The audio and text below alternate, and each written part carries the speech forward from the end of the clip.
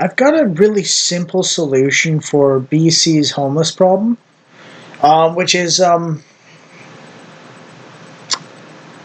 why don't they raise, like, okay, so basically for 230,000 people, there's about 4 billion in payments, or maybe 4.5 billion in payments. Um, what that amounts to is approximately 20,000 or 19,000 given, or no, 18,000 given a year per person. Um, yeah. Now, if they were smart, the NDP would take about 2 billion out of the 17 billion for healthcare and add that to the rental portion, not the expenses, anything you want it to use it for, you can part, but the rent only portion of disability. And what this means is that disability combined with expenses would give something like 21 or 2200 per month.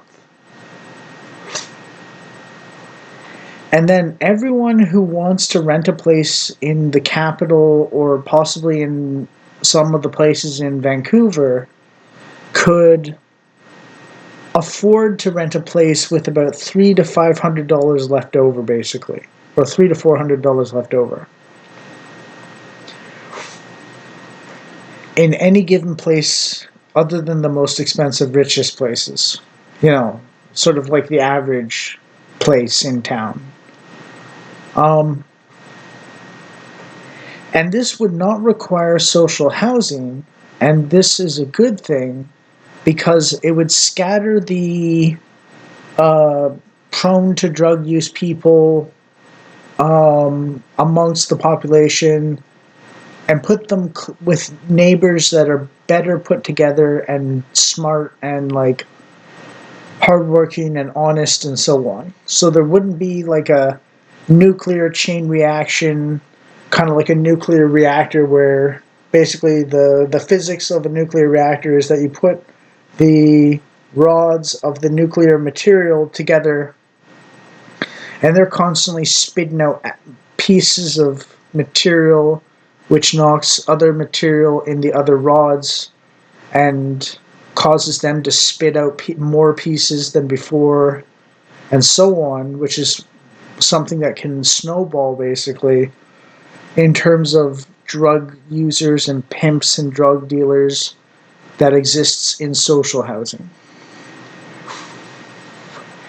So they're being more of a sort of spreading out and isolation, not in terms of raw isolation necessarily, but isolating them from the other problem people more so. And also, by having it so that you only get like $300 to $400 more than rent, you're expecting them to pay. You're expecting them to spend the money on rent because $1,000 is the expense portion. But if you only have $300 to $400 after rent because you paid the rental portion and part of the expenses portion, then you're making a sacrifice to the money you could use for drugs to get housing. And then everyone that actually wanted housing could actually get it, and they would sacrifice their drug money if they actually wanted the housing, really. And they could, more people could be housed and caught up in the housing aspect, and probably less people would do drugs. And the individuals who have trouble in life caring for themselves will be surrounded more by better put together neighbors and good examples and so on, so that there's a sort of no ghettos basically, or less ghettos and so on. And it's not like people with bad habits are mingling together and it's just like a whole building with everyone having totally bad habits. It's like there's a heavy community based pressure to conform to some modicum of decency and role models and examples of how to do that to alleviate the bad company sort of problem with social housing. And it would also make it so that the no-go zones and the absolutely horrifying buildings where everything's going wrong and so on would not be as much of an issue. And it would mean that the social housing aspect could be clamped down on, and you could use the market to build housing for people that can afford better housing instead of building new homes for people who trash the place and so on. And that's partly because of the nuclear reaction effect, critical mass effect of bad habit, people with bad habits and so on. Um,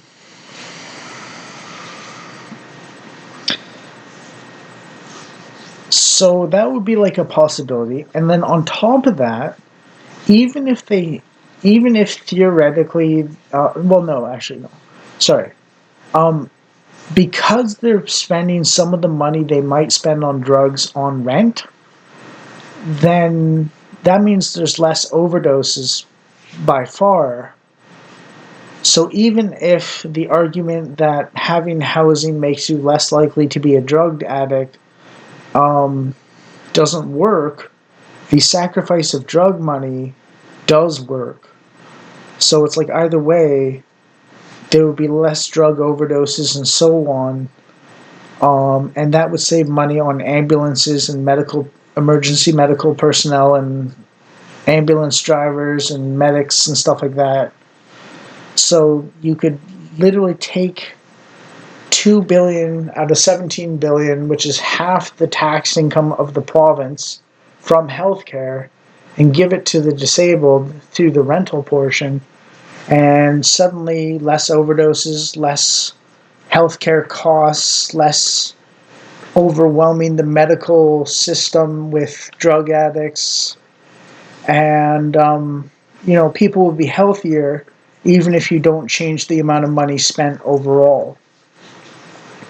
And it wouldn't require higher taxes because you'd be taking it out of the healthcare system, which the drug addiction stuff costs, to put into housing. So you're replacing drug money with housing money for more people if they're legit about wanting housing more than getting high as often, at least.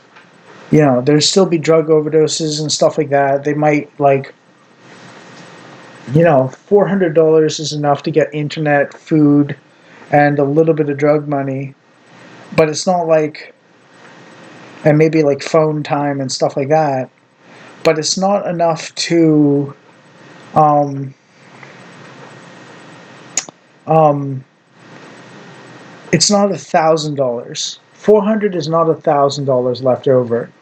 And basically what they're doing right now is they're giving the homeless $1,000 a month to do drugs with while they're homeless, because they literally don't get paid enough, even if they spend every penny on rent, to pay the rent for a house or an apartment or something like that.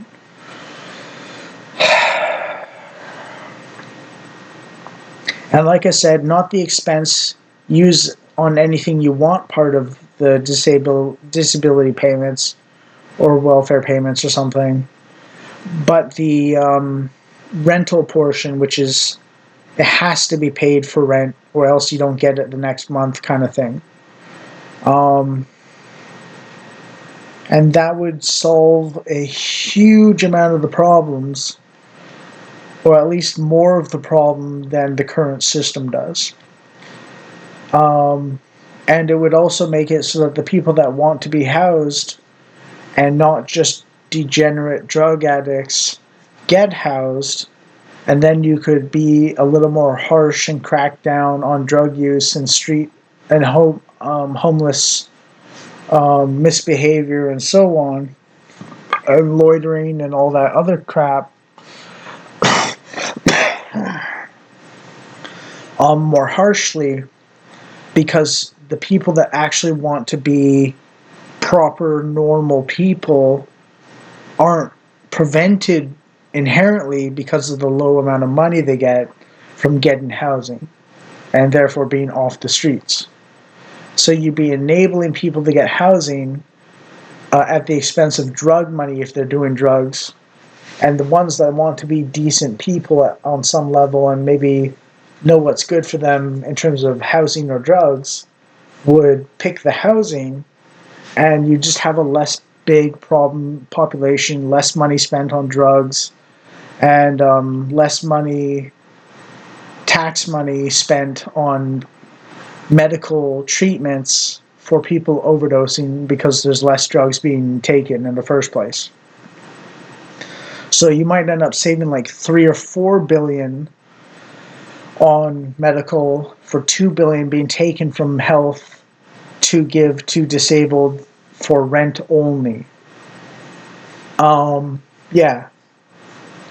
Yeah, I don't know if that's true or not, but like that's something that I would think was worth thinking about if you were serious about helping the poor and cleaning up the no-go zones in the ghettos and stuff like that. You know, and you wouldn't need social housing.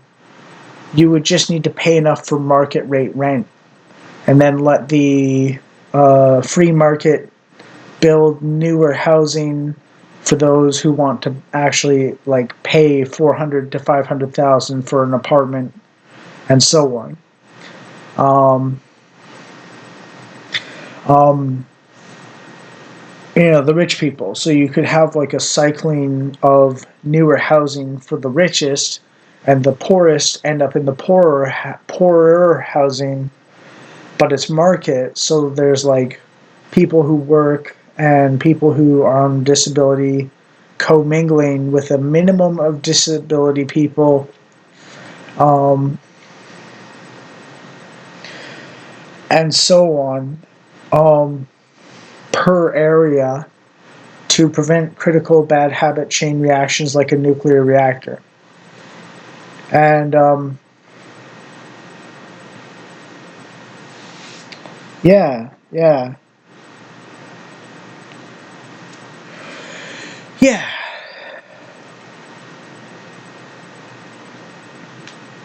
It just seems to me like a better system than what we have now.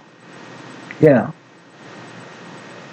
um, I'd personally benefit because I'm on disability, and I have a mental health subsidy for rent as well, a mental health housing subsidy of about $450. So I mean, if they paid 2,100 or 2,200 and rent was 1,800, and I got 450 on top of it, then I'm looking at about $750 to $850 left over after rent. You know, and like the thing is, if you spread the homeless, the disabled people out across the market rent, then across the city, then also what happens is if it's safer in areas and there's no more ghettos and no-go zones and super dangerous areas of town, because it gets cleaned up, then what that means is more people can go into newspaper delivery, and if they're scattered across the city, then they can cover more areas of newspaper delivery as disabled people, so they can do something productive that actually contributes to society, but also gets them a little bit of money for comfort and pleasure and necessities and so on. So to give them purpose and so on. And since newspapers is basically a 6 day a week job, they'd always have something to do every day with one day off. So they would actually have some degree of like sort of like maybe they would at most do drugs once a week or something, because they have to make sure they're on time and so on. I know that technically drug addicts are not very good for scheduled labor, scheduled work, but like the free market could determine that, and then the ones that aren't are allowing drug use to interfere with doing the paper routes could be fired eventually, and it would settle on the people who are working hard and are just poor beforehand, and help solidify that, and the purpose given and the happiness of actually earning money while having a fair bit of it be, or not like a lot of money, but like more than 400 or more than 300, um, maybe like 700 or something dollars, because they worked for part of it and they're doing something that people appreciate and thank them for and stuff like that, would actually help give them purpose while giving them comfort, and having more people working while on disability, which is a thing that's allowed, um, for a little bit of spending money, basically, and so on. You know, and it would just be a more efficient way of doing things, I think, than the current model. Anyways, that's all I got. And I'm basing that on my own situation when I was on disability 8 years ago, 9 years ago, and doing newspapers and having a bit of spare money and so on. Um, and I was quite happy 9 years ago in terms of my living conditions, even though I knew I wasn't ever going to make it big or anything like that. But I had a reasonable amount of comfort and spare spending money, and I was doing a lot of productive. I was kind of productive for my community, delivering subscription newspapers that people actually wanted, and they would like thank me, and like the Christmas bonus and the Halloween candy left out was nice, but just earning the basic amount of money and getting the occasional thank you because someone really liked that I delivered the newspaper to them early in the morning was actually more important to me than the bonuses and so on.